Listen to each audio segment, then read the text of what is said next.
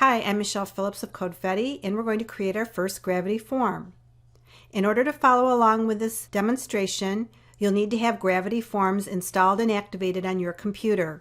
So let's get started. First, you're going to want to log into your WordPress dashboard and then click on the Forms, New Form button and give your form a title. Click the Create Form button, and you'll notice that the ID of the form will be the next available consecutive number. So I already have 3 forms, so this form is numbered number 4.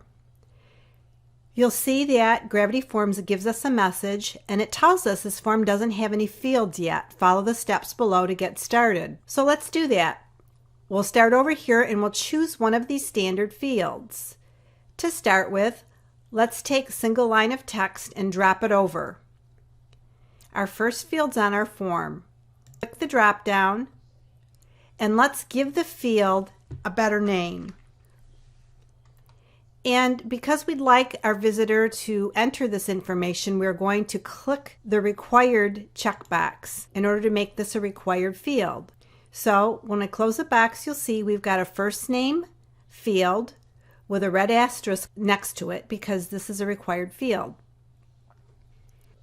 Next, we'll add another single line of text, and we'll call this field last name.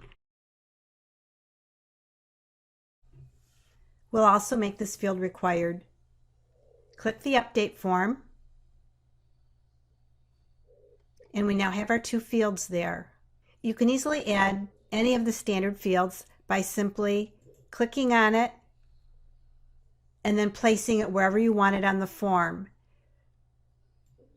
I can drag and drop any way I want to. Now, let's say we wanted to add some choices into this drop-down box. We'd click this arrow and we'd make our choices here. We'll make these fields required and we'll update our form. Notice I didn't give this field a name, so let's go in there. I click on it. I come down to the field label. I update the form. And now you'll see my drop down with the 3 selections, first name and last name field. Now, a simpler way to build a form is to use the advanced fields. I can take the advanced fields and it'll do the formatting for me. So let's say, for example, I use the name field. It already has the first and last parts there for me. I like that better, so I can just go here and click this X to delete the first name, click the X to delete the last name, and then I want the name to be first above the class choice, so I can just drag that up above the class, and then I update my form. I also want to require an email. I go to Advanced Fields, click the Email field, and I have an option there to enable email confirmation, which is really a good idea just to make sure that the person enters their correct email. I'll check that. I'm also going to require it and then update the form. So you see now we're building a really nice and useful form. Let's take a look at a couple of the other advanced fields. Let's take address, and you see how it has the address, 2 address lines, city, state, zip, and country. Let's take phone.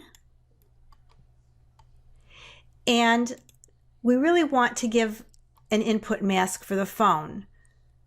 So here it is. You can choose the type of input mask that you want. We're just going to use a domestic phone format. I'm going to require it, and I'm going to update the form.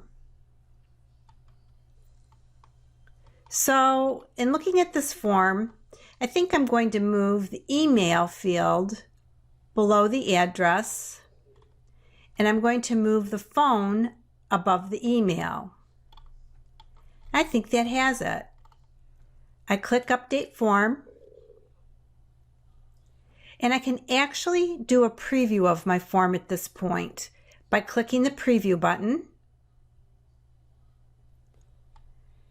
And you'll also notice that the form will size to fit its container. So just as an example, watch what happens when I resize this screen. So don't be too concerned about the length of these fields. Notice there's a Submit button already on this form. Check out our drop-down choices. It's just a simple form preview. Close my window, and now I've got a nice simple form built. Our next video tutorial will show you how to style this form to change some of the basic colors and formats of the fields.